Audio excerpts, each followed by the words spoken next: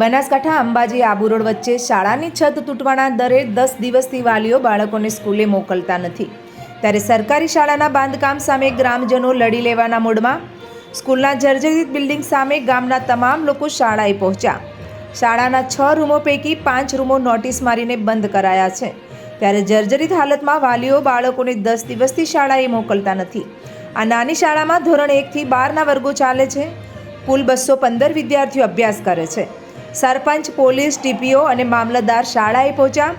ગ્રામજનો દ્વારા નવા બિલ્ડિંગ બનાવવા બાબતે ભારે હંગામો કરવામાં આવ્યો। નવીન બિલ્ડિંગ ઘણા વર્ષથી મંજૂર થઈ ગયું છે, પણ હજુ સુધી બનાવવામાં આવ્યું નથી। ત્યારે સ્કૂલ બહાર મોટી સંખ્યામાં ભીડ જોવા મળી।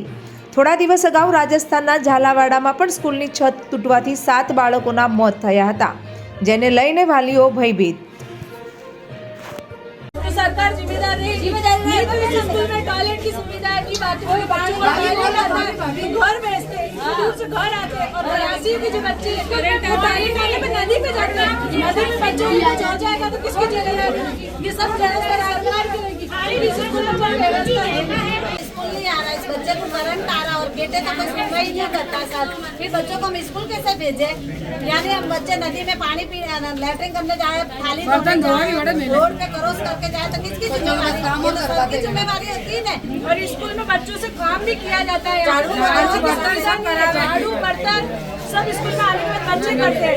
और इसके बावजूद भी आज 15 दिन से बच्चे स्कूल सही से आ नहीं रहे बारिश की